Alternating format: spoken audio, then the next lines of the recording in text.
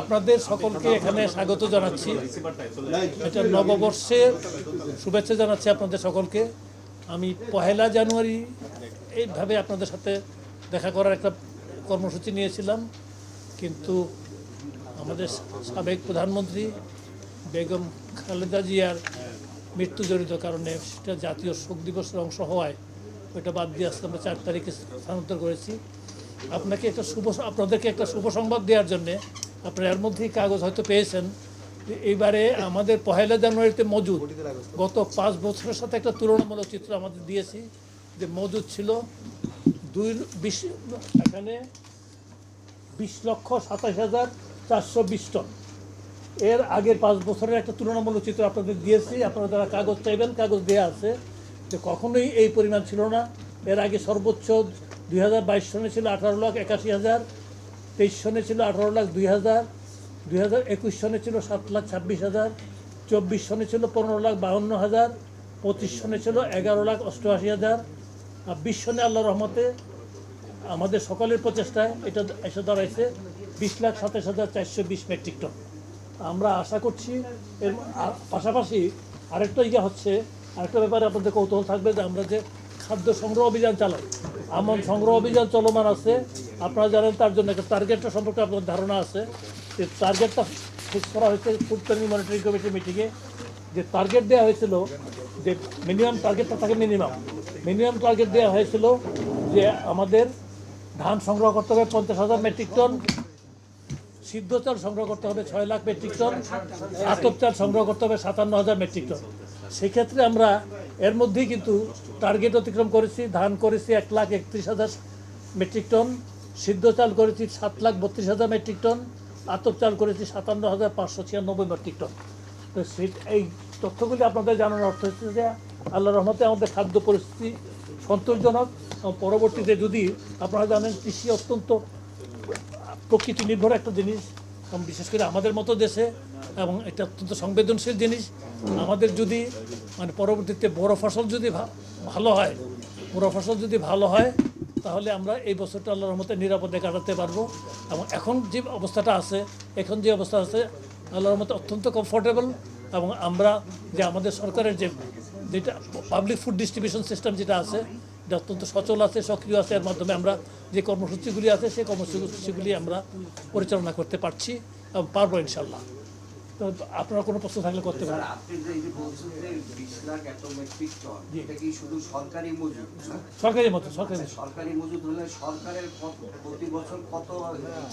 সরকারের প্রতি বছর খরচ হয় 36 লাখ মেট্রিক টনের উপরে।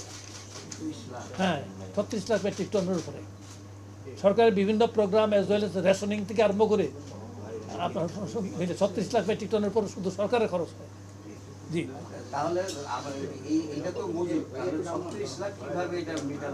না 36 লাখ শোনেন, এই মজুদ কিন্তু আবার খরচ হইতেছে, আবার জমতেছে, সব মিলে। কিন্তু আরেকটা জিনিস হচ্ছে কি, 30শে জুনে যে আপনি এটা বলতে পারবেন না শূন্য হবে। 30শে জুনে যাই হোক কিন্তু আমার 13.5 লাখ টন থাকতে হবে। নিরাপদ মজুদ বলতে একটা কথা আছে।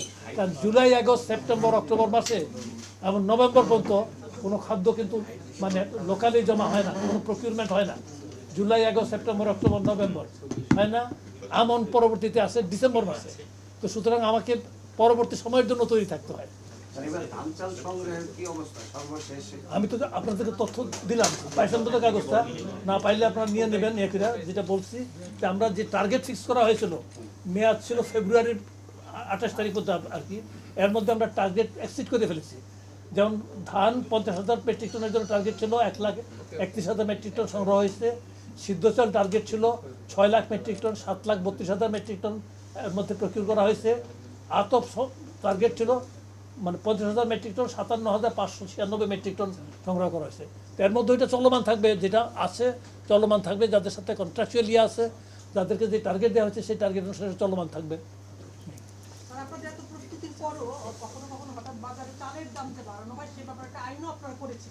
ওই আইনটা কি অবস্থা স্যার? আপনারা ওটার জন্য কি প্রস্তুতি? আমি কথাটা আপনার বুঝতে পারি না, দয়া করে একটু সামনে এসে বলবেন যদি। স্যার, বলছি যে আপনাদের এত প্রস্তুতির পরেও না বাজারে কখনো কখনো কিন্তু চালের দাম বেড়ে যায়, এবং সেটা আপনারা বলেন যে একটা আইনও আছে, এটা নিয়ে আপনারা আইন করছিলেন, সেই আইনটা কতটুকু ব্যবহার না করছেন? শুনেন, আইনের ব্যাপার কি, মানে বাজারকে ইয়ে করার জন্য ঠিক বাজারের দাম নির্ধারণ করে দেওয়া হয় না, কারণ চালের বহু ক্যাটাগরি আছে, কোনটা নির্ধারণ করবেন আপনি।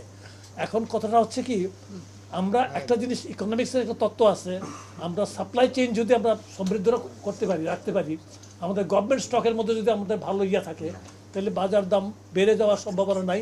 ইনশাল্লাহ আমরা গত প্রায় 1 বছরে, মানে প্রথম দিকে একটু ইয়ে গেছে, বিভিন্ন কারণে গেছে। এক তো আমাদের প্রথমত সরকার ইয়ে করতে একটু সময় লাগছে, অ্যাজ ওয়েল এজ আগাম বন্যা গেছে, সরকার আসা মাত্র, মানে গত আমনের সময় বন্যা গেছে, এই কারণে একটু সময়। এর পরবর্তীতে গোটা সময়টাই আসছে প্রায় 7-8 মাসের উপরে চালের দাম কিন্তু স্থিতিশীল আছে। আমরা আশা করছি আমাদের সাপ্লাই সিস্টেম সমৃদ্ধ আছে, যেহেতু স্টক আছে, অ্যাজ ওয়েল এজ আমাদের ইম্পোর্ট চ্যানেলও ইয়াতে আছে, প্লাস এখনও লোকাল প্রকিউরমেন্টও চলছে।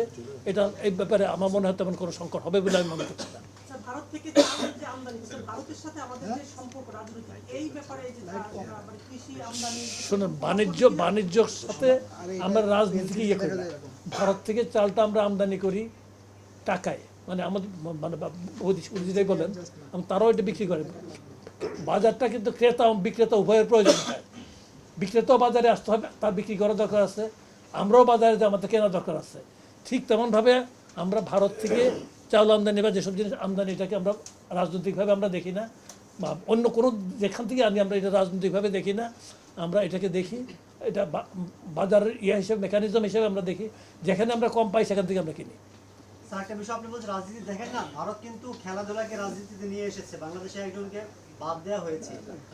রাজনীতি নিয়ে আসছে স্যার, আমি আপনারা এই জায়গাটাকে নতুন দেখেন, মনে করছেন। সেই ক্ষেত্রে আমি বলছি বাজারের কথা, খেলাধুলাটা বোধহয় বাজারের অংশ না। সুতরাং আমরা এর মধ্যে সীমিত থাকি আর কি। শুভ সংবাদ দিলাম, আপনারা শুভ সংবাদের মধ্যেই দয়া করে সীমিত থাকবেন, এটা আমি আশা করব। স্যার, আরেকটা বিষয়, যে 20 লাখ মেট্রিক টন যে মজুদ আছে, এটার মধ্যে এটা কিন্তু একেবারে স্থিতিশীল থাকবেই, খরচ হবে কিন্তু প্রতিদিন খরচ হবে, কমবে বাড়বে এগুলি হবে। স্যার, এটা কি এই আভ্যন্তরীণ সংগ্রহ থেকে কতটুকু আর ইম্পোর্ট কত? আপনার ধরুন গমটা পুরোটাই কিন্তু ইম্পোর্ট। গম পুরো গমের কিন্তু আমাদের দেশে গমের চাহিদা বছরে 70 লক্ষ মেট্রিক টন। এর মধ্যে আমাদের দেশে উৎপাদন কিন্তু মোটে 10 লাখ মেট্রিক টন টোটাল উৎপাদন, এবং সরকারি গোডাউনে কিন্তু আমরা মানে লোকাল উৎপাদন থেকে পাই না, সবটাই ইম্পোর্ট করা। আর চাউলের সিংহভাগই লোকাল, কিছু পরিমাণ ইম্পোর্ট করা হয়েছে, আরও কিছু পরিমাণ ইম্পোর্ট চ্যানেলের মধ্যে আমাদের আছে। এবারে ইম্পোর্টের পরিমাণটা আপনারা শেষ হওয়ার পর এটা বলতে পারবেন, আরও কয়েক মাস পরে বলতে পারবেন, দেখবেন যে অন্যান্য বাড়তি ইম্পোর্টের পরিমাণটা কমে যাবে আশা করছি ইনশাল্লাহ। তো ধন্যবাদ আপনাদের সকল।